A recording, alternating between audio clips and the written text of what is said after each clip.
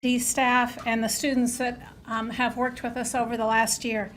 This welcome is going to be brief because really we want to give you plenty of time to talk with the students about their projects. It seems like that's already started to happen, so that's wonderful. These projects are an amazing array of topics and locations across the state, and we're going to do the welcome, let you talk a little bit, and then we'll have some award presentations at 1.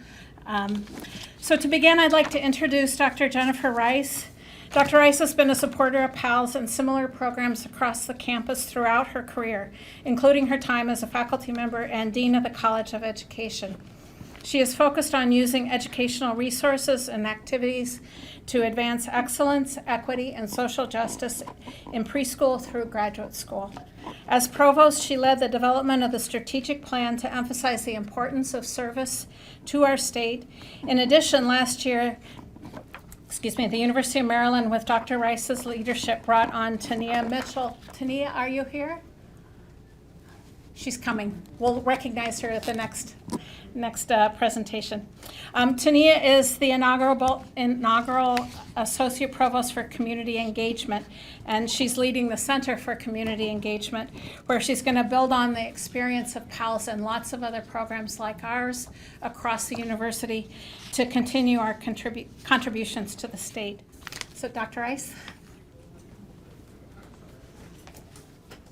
Hello, everyone. Hello. This is a celebration of a lot of work and a lot of partnership. I want to begin by thanking Kim. Kim, thank you for your leadership. You make these things happen. Everybody else in the room does it, but Kim is the leader. And we were even talking out in the lobby about the intentionality of the ordering of the food from lots of small restaurants and capturing lots of ethnicities. Those things don't happen on their own, and having such a thoughtful and intentional leader makes all the difference. So, Kim, thank you. So the Partnership for Action, Learning, and Sustainability, PALS. PALS was launched back in 2013, and since that time, the program and the participants have delivered such important and meaningful and impactful, one of my very favorite words, impactful projects across the state of Maryland that offer sustainable solutions and improve quality of life. I just had a moment to walk through here, and every year I am so impressed with the projects and the impact that they're having. PALS is a perfect example of a program that exemplifies our university's commitment to advancing the public good. A commitment that's built on our history and our mission as the land-grant institution and our state's flagship. How many of you know the name of our university's strategic plan? Anybody know the name of it? You shout it out. Fearlessly Forward. Fearlessly Forward. Fearlessly Forward. Everybody knows that name, but the subtitle, In Pursuit of Excellence and Impact for the Public Good. That's the most important line in the title of that strategic plan. In pursuit of excellence and impact for the public good. That is what you all are doing. That strategic plan is organized around 4 what we call strategic commitments. We reimagine learning. We take on humanity's grand challenges. We invest in people and communities. And we partner to advance the common good. That's what this program is doing. You're doing all 4 of those all at once. Reimagining learning, grand challenges, investing in people and communities, and partnering to advance the common good. There aren't many things that we're doing on our campus that do all 4 of those things at the same time, as well as you all are doing. So I just want to thank you. I want to congratulate you. This is what we do as a university. We have an impact on our communities. The research and work that we do in partnership has a real impact on the world around us. And we're educating the next generation to do this throughout their careers and throughout their lives. And so I really do want to thank you all for your commitment. I also want to recognize the incredible and diverse group that we have assembled here today. We are so grateful for our PALS project partner staff whose time and commitment has contributed to the success of the projects, and just as importantly, has helped our students understand their communities a little bit better and understand how they can make a difference in their communities. We also have University of Maryland faculty and staff in attendance. Thank you for your extra commitment to work with students, to work with agency staff and partners, Maryland residents across the state. Thank you, thank you. This would not happen without you. And finally, and maybe most important, everybody's important, but I gotta shout out the students, our absolutely incredible students who have worked on these PALS projects. You all are excellent ambassadors of what we stand for as a university, and we are so proud of all you have accomplished through these projects, but all that you are going to accomplish when you head out into the world. So every person in this room has contributed in some way to the amazing PAL projects that are shown here today. You and your work are an illustration of how we all can make a difference when we work together. We are better together. We are always better when we work together. So thank you. I am now pleased to introduce Sandy Olek. Sandy is the director of the Office of Outdoor Recreation at the Maryland Department of Natural Resources. In her role, Sandy works to promote inclusive opportunities for outdoor recreation, expand programming and facilities, and encourage the outdoor recreation industry. She is also an alum, and she is also one of our incredible PALS partners. So, Sandy.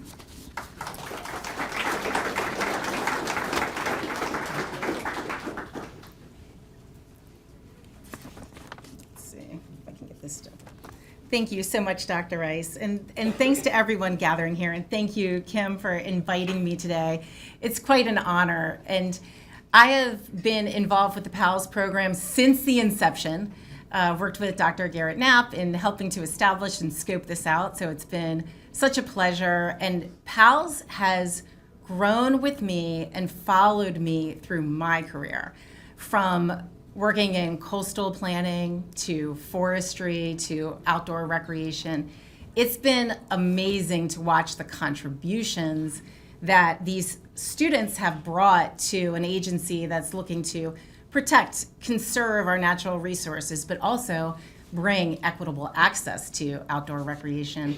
And not only the creativity and the out-of-box thinking that the students bring to these projects, but the inspiration they bring to staff, right? And the inspiration they can bring to people in the field, at the parks, in the forest.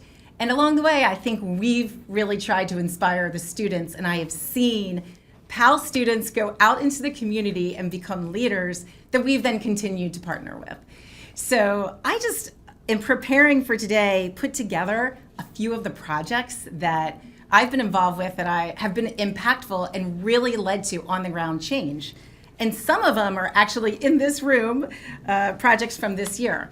But from the beginning, we contracted the engineering department to do a study on flash flooding that was happening in the Avalon area of Patapsco Valley State Park, where people were getting trapped in one area. And we thought, how do we prevent an area because it was flooding out, but how do we communicate that flood risk, especially to a Spanish-speaking community? So that led to infrastructure changes that happened in the parks. It led to bilingual signage in the parks, not only in that one park, but all over our state parks. We have an app that identifies flood risk, and we had our students look at not only how, evaluate the app, how can it be used, who better to evaluate an app than college students, and boy, they were brutally honest, which we needed, but also looking at how we engage certain communities to identify flood, nuisance flood, tidal floods that are happening in their communities. We've had students look at how we increase community garden participation, how we evaluate our canopy cover, or even sustainable forestry certification. We've had, and I saw Dr. Sachs here, we've had our architecture students looking at our climate vulnerable buildings at Assateague National State Park and redesigning with climate and wind and all these other risks that we have facing our infrastructure. And those are coming down the pipe. And just this year, we had students look at do virtual reality for Point Lookout State Park, which is one of our most vulnerable parks. And we might be looking at it, right?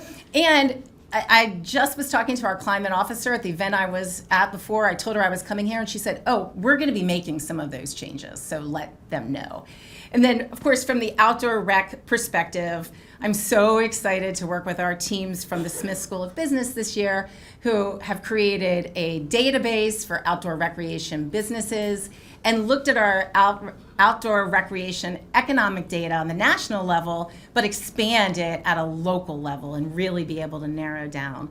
So thank you so much for all of your contributions. I know there's a lot of partners in the room. I saw the Defensores poster and very excited on the tree planting stuff. I just walking in saw Frederick County and Prince George's County and Maryland National Capital Parks and Planning Commission. So I forgot to mention that my daughter, who is a recent alum, also participated as a PALS student, as a PALS TA, and now as an alum has been supporting some of the PALS projects. And it was just so incredibly valuable to her, building her resume and body of work by the time she graduated. So thanks to all you do for PALS, and I'm excited to check out everyone's projects today.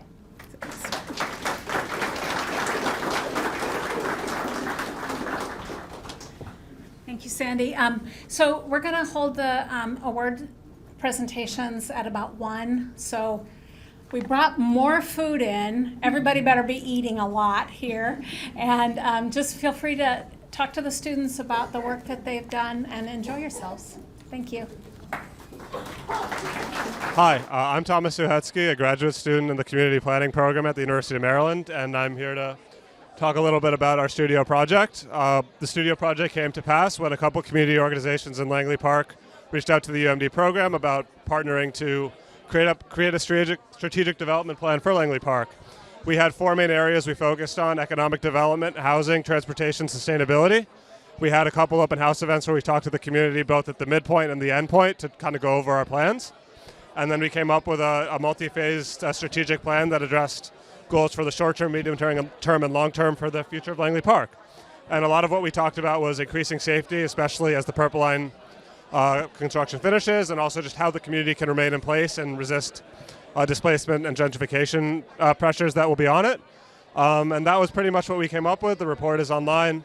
I'd also like to thank the professors Clara Irasabal and Professor Nelson and everyone else, as you can see here, who's in the course. My name's Maddie Legator. I'm a senior, and this is our capstone project for Policy 400. My name is Esther Kadri. I'm also a senior in the School of Public Policy, and our project is creative placemaking and community safety, addressing crime in Riverdale Park. We were given this project more broadly by our class for the School of Public Policy, which is a capstone course that all seniors have to complete, and we have a client that we have to kind of create a solution for. And our client is the Maryland National Capital Parks and Planning Commission. And we were told by our professor to focus on Riverdale Park, but then when we actually interacted with our client, they actually didn't really have kind of a focus for us. But we were talking with Kim, we were talking with our partners, and they kind of introduced us to the Riverdale Park Town Center and a lot of the opportunities it provided. They gave us a really great tour. And so because of that, we kind of decided to focus on Riverdale Park. There's a lot of issues with crime that are kind of permeating people's interests, public interest, and so the idea behind it is that we need to use creative placemaking and urban planning as a means to address crime. And we did that by through a couple different methods. We conducted a literature review where our group researched and looked at over 20 different sources, academically reviewed, peer-reviewed sources. And then we also interviewed multiple major stakeholders. So we interviewed urban planners, we interviewed people from the state, from the Parks and Recreation Department, and from the Arts and Humanities Council for the county. And so we also conducted a couple of case studies of how urban planning and placemaking was used to conduct to reduce crime in multiple different areas, multiple different countries as well. So through our research, we also discovered that a lot of the crime was going on. There wasn't crime necessarily in Riverdale, but across the river there was a lot of auto theft, and this graph on our poster shows sort of the breakdown for the major crimes that were going on in the area, and also a lot of the perpetrators of these crimes were younger people within the community. So we decided through our project that we would want to target that population in order to help reduce the crime rates in the community. We also had the opportunity to go visit our site in early March. We got to see a lay of the land. We got to notice that there was a lot of wide open spaces that would be really beneficial for us to use to help bring the community together through different concerts, and that was ultimately decided to be our recommendation for this policy problem, was to bring the community together once or twice a month for different concerts, for different arts initiatives, poetry, music, writing, all these different kinds of things.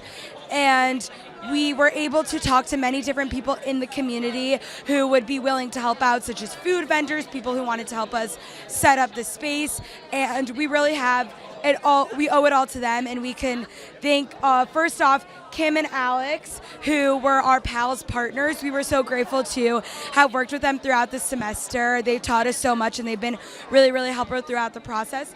And Edward, who works for the Parks Commission for PG County, and Patrina Clark, who is our professor, and 3 different people throughout the community who own different local small businesses. They were really a help to our group, and we couldn't have done it without our partners. We're very excited to see, hopefully, some of these solutions be implemented. Hello, my name is Daniel Mears. I'm here presenting my capstone project for my senior year, getting my bachelor's in public policy. So my project here is the adaptive reuse of historic tobacco barns in Prince George's County, Maryland. And so the impetus of this project was we were working with National Capital Park and Planning to figure out a way to both save and preserve the cultural heritage of rural Prince George's County while promote economic and societal benefit. So what we were looking at is the adaptive reuse of tobacco barns. So we were looking for ways to have property owners take their barns and preserve the cultural heritage while promoting it for a new use that benefits the community. So we conducted a literature review that established that adaptive reuse is both a cost-effective and environmentally sustainable measure, and but it can be hard because there's a lack of guidance and there's cost limitations associated with it. So our methodology for this project was we conducted interviews with Dr. Dennis Pogue, which is a University of Maryland tobacco barn expert. We did archival research on tobacco barns and the policies around them. And then we conducted 3 historic barn visits that served as case studies. So our first case study was of the Upper Marlboro barn, which is a 1920s tobacco barn. And the owners of this barn were actually just bought the property, and they're looking to convert it into a work studio for their custom fireplace business. So for their custom fireplace business, they make these fireplaces and sell them at farmers markets and online. In addition to the fireplace business, they also wanted to have it be a traveling art studio for different artists and creative type people, a place where they can stay and do their art for an extended period of time. And then the second case study was at Hennessy Creek. So this is a current functioning brewery. You can see in this photo here, they had converted a historic house into a bed and breakfast, and they also have weddings and an event venue. And they have an undeveloped tobacco barn at their property. And we were talking about ways for them to expand their business by converting the tobacco barn into a tasting room for their brewery, into a smaller event space for smaller weddings and events like that. The third was the Burroughs House. This is another historic house with an 1830s tobacco barn located on it. If you actually look here in the upper right corner, you can see they actually had the tobacco hanging still from the beams from the barn.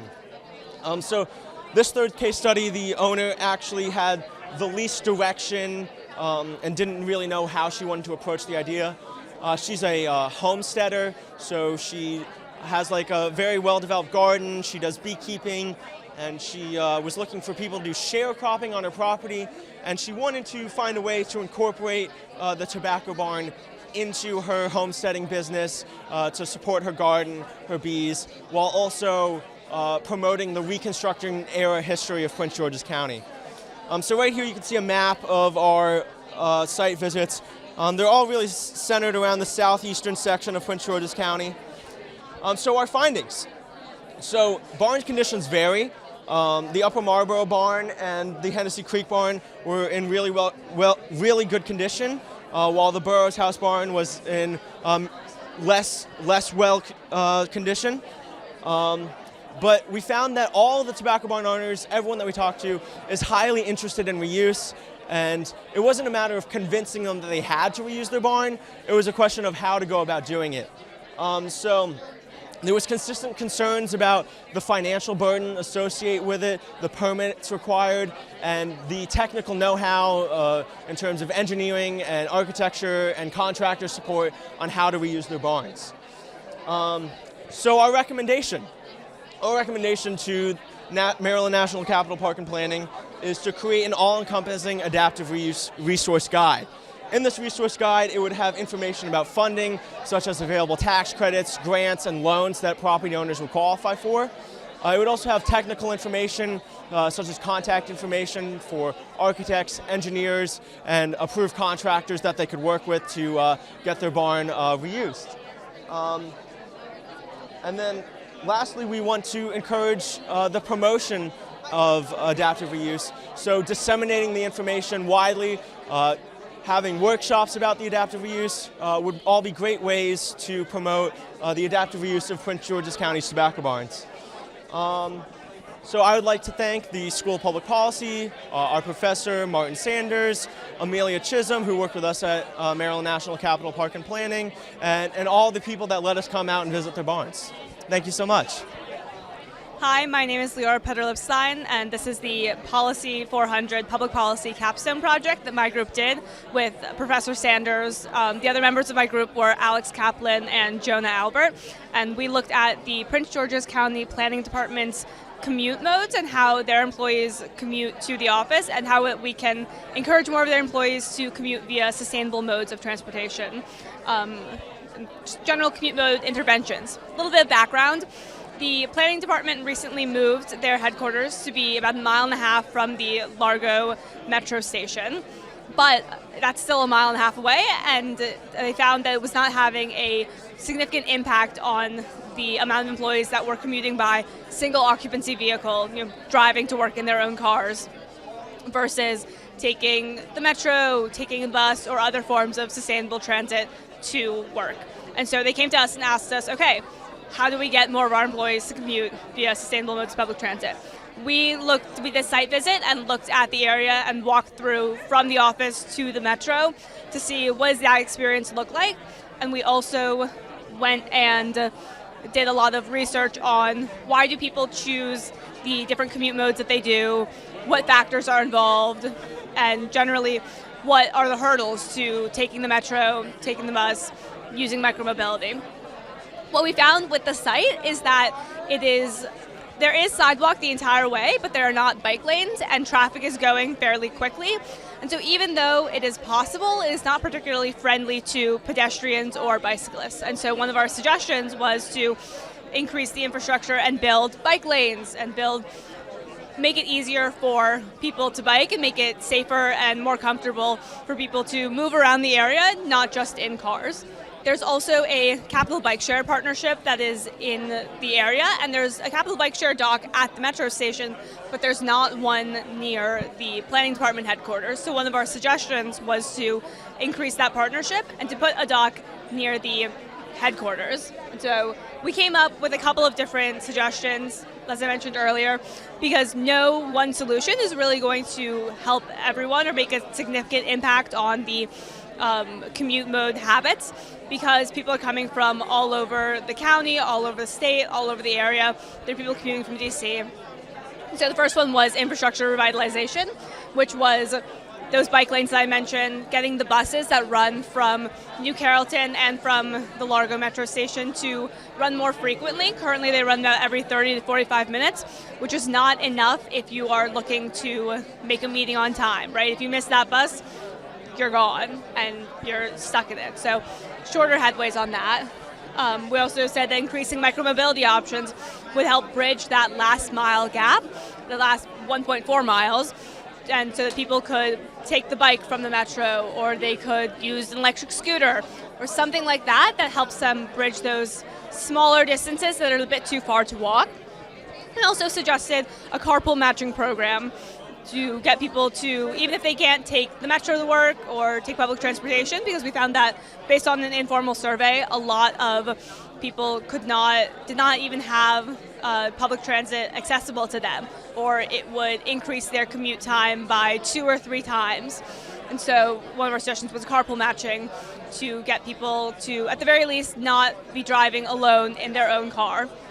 Overall, this is a really cool project, and I'm very thankful to PALS who were able to get us this project and give us the funding to be able to do this site visit and get cars from the University Motor Pool in order to make it to the headquarters and the metro and everything. I also want to thank our professor and the Prince George's County Planning Department for working with us so wonderfully on this, Elizabeth McConan, who was our contact at the Prince George's County Planning Department, and the Maryland National Capital Parks Planning Commission putting this together. My name is Caleb Tucker. I'm currently a senior at the University of Maryland. Myself and my team, made up of Aman, Matt, and Desmond, we are all currently in the public policy capstone, finishing out our public policy degrees. For the project, we teamed up with the PG County Planning Department to focus in on the Blue Line Corridor and looking at how can we take unused and unavailable vacant properties and actually revitalize them, make them vibrant, make them useful, whether it be for housing, for commercial use. We really wanted to make it so that people come here, they want to live here, they want to work here, they want to shop here. And so to do that, we created a guidebook called the From Vacant to Vibrant Guidebook.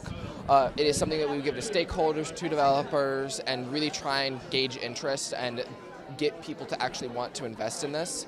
It would be separated in 2 parts, analysis and a recommendation section. The first of which is really looking at trying to help areas, municipalities, developers understand the problems that they already know that they're facing, but then be able to move on to a recommendation section of the 3 different types of lots, whether it be vacant, completely not developed properties, underdeveloped or unused properties such as strip malls, abandoned shopping centers, or abandoned properties such as an abandoned hospital that had a purpose but no longer is being used, and really looking at how can we take all of these different properties, revitalize them, get some investment in them, and actually be able to bring some more business and housing to an area that desperately needs it, as we are currently moving into an area where the Blue Line Corridor exists, and these areas now have a metro station, whether it be Largo, Capitol Heights, and really try and get people to come here and want to be here for it. Lastly, I just want to thank the rest of my team. They are currently unable to be here, but I would not be able to do this alone, and so they were a huge help, and I'm so grateful for them. I would like to thank Dr. Sanders, Martin. He is the faculty, the professor for this class. Obviously, we would not be able to do this if it weren't for his guidance. I would like to thank the planning department, specifically Danae Jones. She was the main client that we worked with. I would like to thank the people that we had interviewed, John, Dan, and Alicia. They were a great help. I would like to thank the rest of the cohort in the policy, both Policy 400 and the rest of the School of Policy, the professors, the administration. This would not have been possible without their guidance and their leadership. And then I guess for me personally, just everyone that helped me get here. But yeah, thank you so much for listening, and I hope you have a great rest of your day. My name is Erica Kaufman, and I am a Historic Preservation Master's student. I'm Liz Rakowski, and I am also a Historic Preservation Master's student. I'm Katie Gill, and I am Applied Anthropology and Historic Preservation Master's student. Is it okay if I move over here? Okay. So our project, Live from Prince George's County, is a historic context statement of music and place in Prince George's County. It is a part of the Historic Preservation Studio course that there were 9 of us in for this project. And as part of this, we were tasked with understanding music in the county. We did this through historic preservation, identifying as many venues as we could, laying down the groundwork, where we ended up identifying over 100 music venues in Prince George's County from between 1910 and 2010.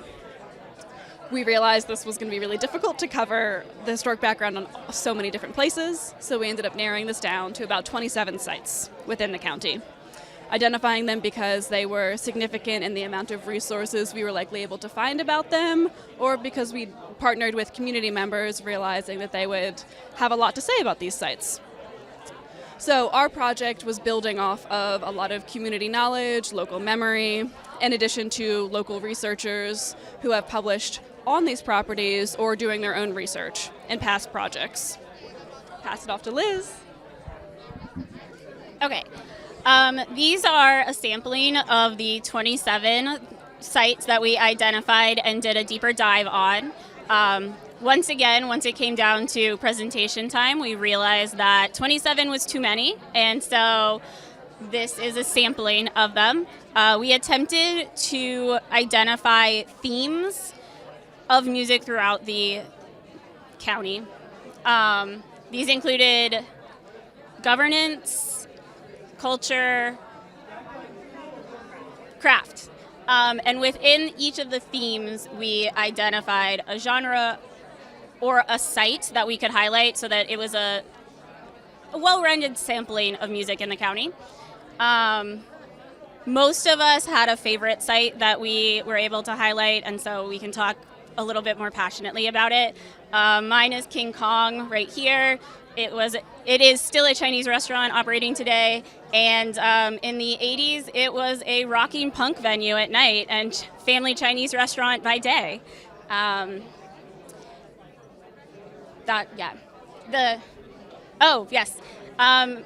along with the project, we created a couple of deliverables. We have a giant report that is many pages, but the more fun one is the zine that we created. That is all of these, but in a fun little handheld pamphlet form. Our project was built off of 2 prior iterations of the Sounds of Prince George's County, which were also sponsored by MNC PPC. So for our 3rd iteration, we wanted to focus on the historic context of all of these venues and tying it all together. So we were able to work with local community members, including Mark Obsosnik, who's a local historian who also very much so influenced the prior versions of the Sounds of Prince George's County as well.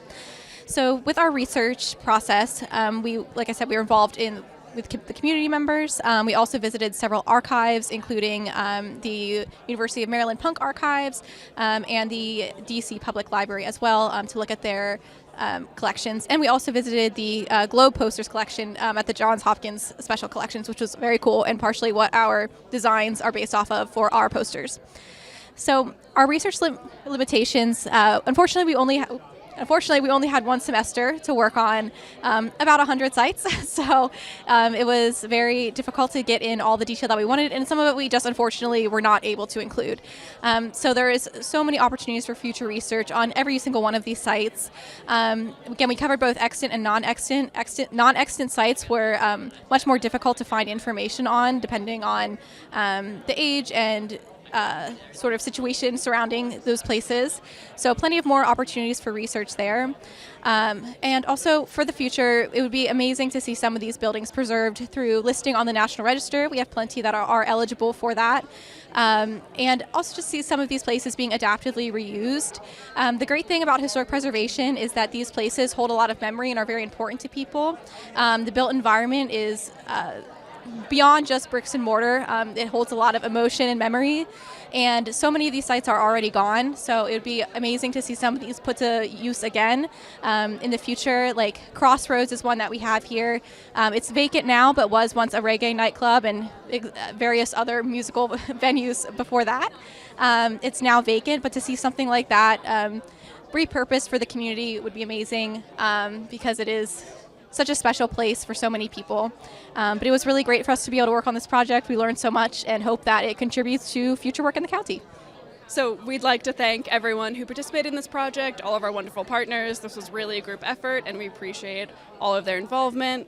We started this class with Professor Michelle Magalong, later on Dr. Susan Kern. Wonderful addition. We had a lot of great archive partners that we worked with, the DC Public Libraries, the University of Maryland Punk Archive, John Hopkins, thank you. Trying to remember all of them at the same time. John Hopkins Archive, Mark Obsosnik, and all of his early research. Of course, the first 2 iterations of music in Prince George's County. those two projects, MNC PPC, Mario Harley, wonderful to interview. Who else did you speak with? Jeff Krulik. We had a variety of speakers come into the class. We did, all of our speakers. There's so many to name. We have them all written in our acknowledgments. Hi, my name's Eli, and I'm a senior public policy major at the University of Maryland.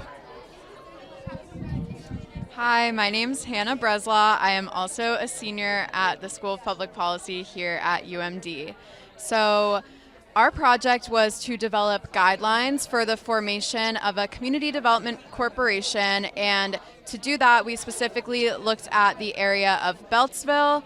Beltsville is kind of in a unique situation because they are an unincorporated community on the Route 1 corridor, which means they don't have a local government and they also lack the municipal tax revenue to fund local improvement initiatives. So in doing this project, some of our main goals were to identify what are the best practices for community engagement.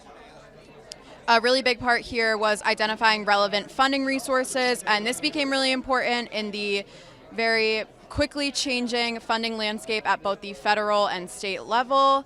And then there are also certain legal needs that need to be met, and that kind of goes into our strategic plan recommendation. And overall, we are trying to provide a roadmap for Beltsville to get a community development corporation off the ground. And so as for our data collection, we did some qualitative interviews. We interviewed people who work in constituent services at the county level, and also people who have experience in other Prince George's County community development corporations like the Hyattsville Gateway CDC. And then we also did an online survey of different case studies of various CDCs both in the area and across the country that have had success in getting off the ground in the early stages. And then lastly, we did our own site visit and drove and walked around Beltsville a little bit just to see the area for ourselves. And so just some of our overall takeaways from our data collection is that residents in Beltsville face challenges, things including outdated infrastructure, a lack of centralized structure to support improvements, although they have gone through a long process of community stakeholder meetings for the Route 1 land redevelopment study, and there are recommendations and things that residents and business owners would like to see happen. Overall, the area looked at in the Route 1 land redevelopment study between Sunnyside Avenue and Quimby Road does need significant improvements to make it a more inviting place, make it a more appealing place to live and work. And then overall, the lack of funding and coordinated planning efforts in terms of capacity is what hinders a lot of those improvements. And now I'm going to pass it over to Eli to go over some of our recommendations and conclusion. So we had three central conclusions for our project. The first one is that the planning department and other relevant local government agencies have to work on bringing together the right team of people to build the Community Development Corporation. A lot of our research showed that what makes a CDC thrive is a passionate, motivated group of people who can take on the difficult work of creating the corporation and planning. And a lot of other research identified that it was really key that all the members feel like they have a stake and want to be a part of this planning process. Overly centralized leadership can often lead to unsustainable practices and unsustainable leadership in the corporation. The second recommendation has to do with the legal establishment of the corporation by just following the right paperwork, ticking all the boxes, dotting the I's and crossing their T's, which was outlined in several documents we got from LISC. And the final one, a chunk of our conclusion and recommendation, has to do with strategic planning and how the corporation will go about working on its goals. The sort of the overarching theme here is knowing how to start, but also when to stop. The key to a community development corporation is finding early on is finding those quick wins, smaller projects like community art, a small community garden. We found an example of a CDC in Arizona that only did facade improvements in its early years. These are smaller projects that don't rely on heavy amounts of funding, but can really start to improve, work on placemaking and show the CDC's presence to build community buy-in and momentum. And this is really critical throughout the CDC's life to take on projects that it can actually fully handle. And overextension is a common area where CDCs can deteriorate or lose momentum. But it's important to build up toward these much larger development goals. Other parts of our conclusion discussed with community development and making sure that the community is engaged and involved in creating the strategic plan with the steering committee and board of directors of the CDC, and that for funding became a very relevant issue, more than we expected late in our project, as the federal budget proposal that came out recently zeroed out funding for the Community Development Block Grant Program, which is $3.3 billion from the federal government and is the single largest source of funding for community development in the country.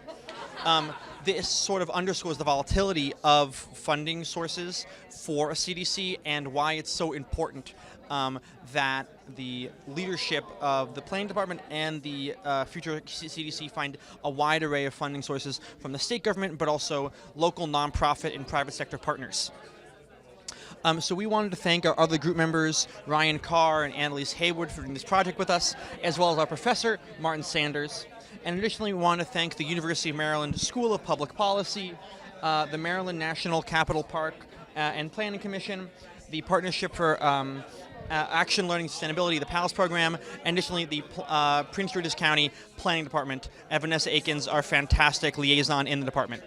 Great. Thank you so much. And actually, it's just so fun to be in this room and hear all of the conversations and see all the energy. It's very rewarding after this kind of all the work for this semester. So each year, the PALS program presents awards to outstanding UMD staff, students, graduate assistants, faculty, and partner staff.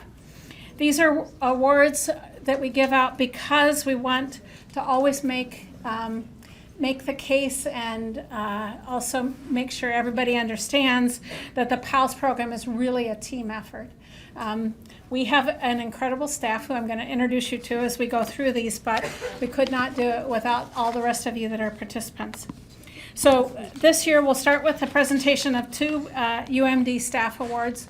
Again, we always have these discussions trying to narrow it down to one person, and we're rarely able to do that. But we're going to start with the staff awards, and Barbara Gusek is going to present the first staff award. Barbara has worked with the PALS program for the last 5 years, helping us to set up the financial side of the program.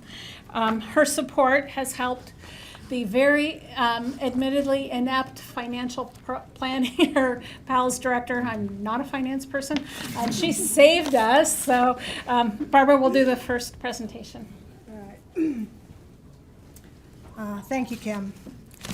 So, good afternoon. So the Partnership for Action Learning and Sustainability is a program that connects the expertise of faculty and the ingenuity of students to communities across the state who are tackling sustainability issues, and there's a wide variety. As you may or may not know, PALS is not your typical university program. It operates in a paradigm of program cost recovery and 13-week projects, which is a short amount of time, as I'm sure all the students can attest to. As such, the program requires budgeting and financial flexibility that often strains the university systems. And I guess I'm a part of that. So understanding, PALS program processes has never been easy for those outside the program. Eva Young with the MAP Business Office has provided PALS with amazing support since joining the school staff in the past year. She's shown a commitment to the program and has patiently helped the team to understand and implement new systems and business practices. Anybody here using Workday? Yeah. She has been an amazing intermediary with Aura, the contracting function, and other offices within the university, has responded to last-minute requests, and has been extremely supportive in our mission. She is not able to join us today. She has family obligations, but we still wanted to recognize her support over the past year. So please join me in congratulating her, even though she is not here. Yay! All right. Thank you. So Kathy Madsen's going to make the second staff award presentation. Kathy's responsible for all the amazing photos that you've seen up on the screen here and that you can maybe see in our Flickr site that we have. A lot of the students use her photos in the presentations and things. She has done innumerable site visits and gone to lots and lots of presentations. She also conducts a 360 survey for us at the end of every semester so that we get a good sense of how the program's working, and her implementing that survey has been a big help to all of us. And so Kathy.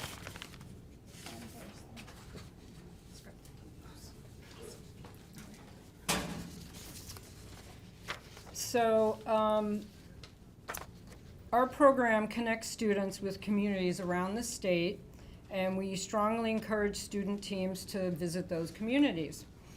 That means arranging transportation, renting vans and other vehicles from fleet services.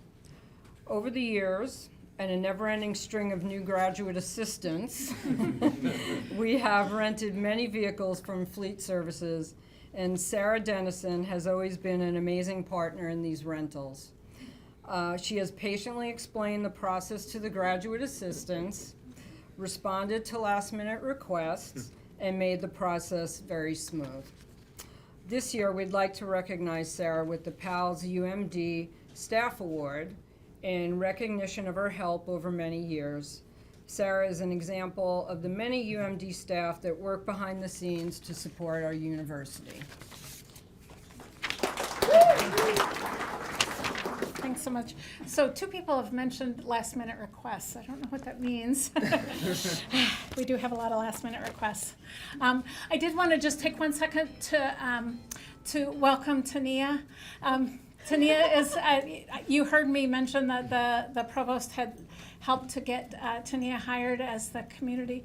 I don't have my notes in front of me. What is your title? Provost for Community Engagement.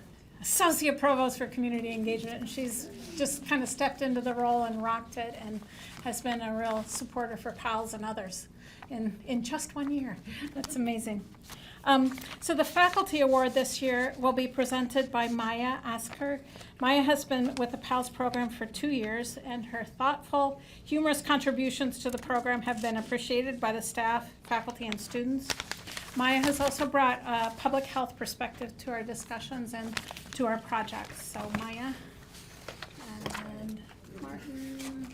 Oh, there's Martin. Yeah.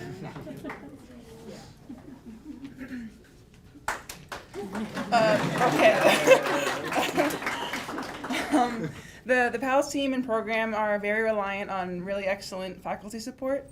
Our faculty focus their classes and curriculum towards the community and are tasked with shepherding our students through data collection, cultural context, and the creation of polished professional deliverables.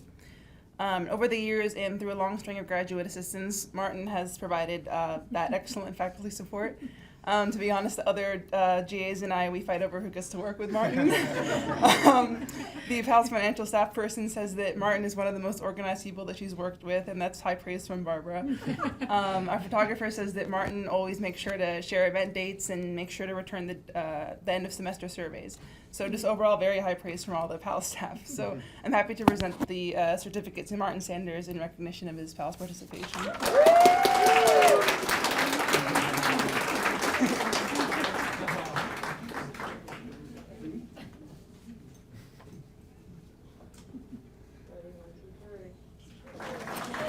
And So now on to the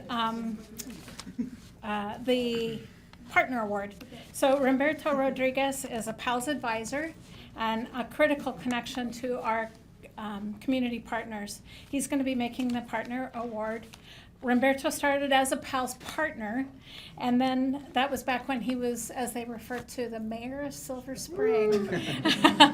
And we have benefited from his knowledge and suggestions ever since then. So. Thank you, Kim. Thank you.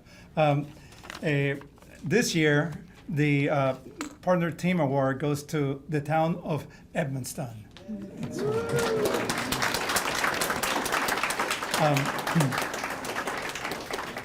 Our partner communities entrust the University of Maryland and the PALS program with sustainability problems they're experiencing.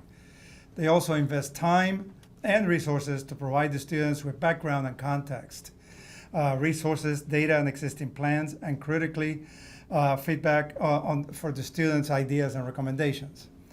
The town of Edmundston stepped up at the last minute to host 2 stormwater projects when other options fell through. By the way, and afterwards you can see their current project over there as well. By doing this, the town turned what could have been 2 very disappointing classes into a rich experience for the students. So we truly thank Mayor Tracy Gant for creating a community that is so supportive and focused on sustainability. We also recognize Rodney Barnes for his amazing support to both classes throughout the semester. Rodney has given tours, sent background information, connected the students to community members, and attended class sessions, and a bunch of other stuff. When we were discussing the awards, one graduate assistant said, Rodney and the town of Edmundston exemplify what PALS is all about. The university and communities working together to improve the lives of Maryland residents. That says it all for us. I'm very happy to present this certificate to Rodney Barnes in recognition of their PALS participation. So, final 2.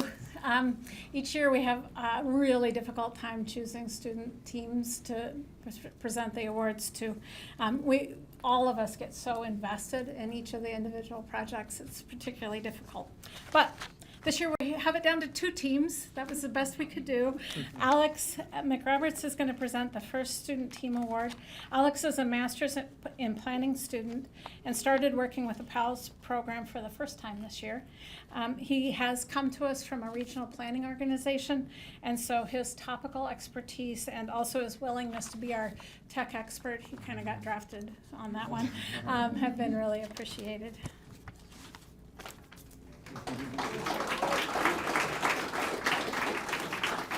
Thank you all. I'm excited to present this award to the Creative Placemaking and Public Safety team made up of Madeline, Sarah, Isra, and Caroline. Your team was selected for many reasons, but the most fundamental was your willingness to dive into a topic and community that were completely new to you. To gain the knowledge needed for the project, the team went way beyond academic research. Site visits, many interviews with local business owners, residents, and community group leadership, and consultation with county experts all took time and lots of initiative. Your team truly took on this project and made it yours. We were very impressed with your commitment to understanding the Riverdale community and to making a difference in the lives of those living in that community. I'm very happy to present this certificate to Maddie Legator and Isra Kadri.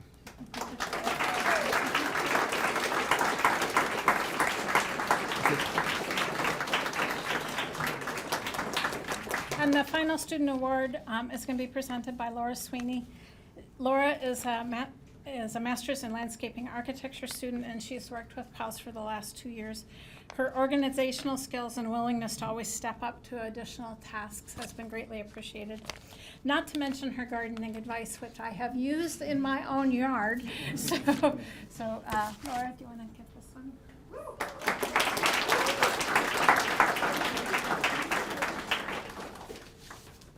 The Frederick County 911 team with Rohan Gudwani, Daniel Samuel, Susie Schallenberger, Marvy Schroff, and Willem Smith This team was selected for many reasons, but the most fundamental was their very clear desire to understand the 911 employee world.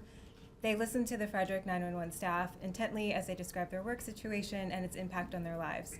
They asked questions to deepen their understanding, and the emergency response world is not an easy one to learn, but the team did all they could to understand the details and subtleties. The PALS team was very impressed with your willingness to dive into this completely new world and to make a difference in the lives of those working in this field. I'm very happy to present this award to Rohan Gudwani and Wilhelm Smith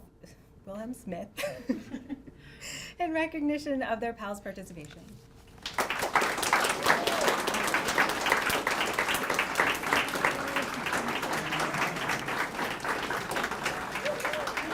So now you have met the amazing PALS staff and have been introduced to the award winners this year. I do want to say that choosing the award winners is always tough, and for those of you who did not get the award, don't think that we didn't appreciate everything that you did this year. So one final word. As many of you know, I will be retiring early this fall. So 10 years ago, I made the transition from an international and national organization to the very local role with PALS. I was excited when I made that change, but I had no idea how much this new role would offer to me. I have had the opportunity to learn more about my community, my state, and an amazing array of topics. Just yesterday, I learned the characteristics of a healing garden with Naomi's class and got to use an auger to plant plants at the West Hyattsville Metro Station, just an example of the breadth. Those of you in this room and many more in similar roles have made all of this possible. You and the amazing PALS staff that you just met have helped grow the PALS program into what it is now. We're now statewide. We have helped underserved communities and improved the lives of many state residents, something that I will always remember. As the provost said earlier today, working together we can have a huge impact. And I think the PALS program definitely has made that big impact with all of your support. So with this, I'm finishing my last showcase. And as many of you know, I am way more comfortable in blue jeans and tennis shoes. I think this may be the last time I wear a suit. And I'm not really sad about that. But it's been an incredible run, and I appreciate all that all of you have done to support me in the role that I've had here. Now, we're at the end. Eat some more food, talk to the students, and just help us celebrate this amazing, amazing year that we've had. Thank you.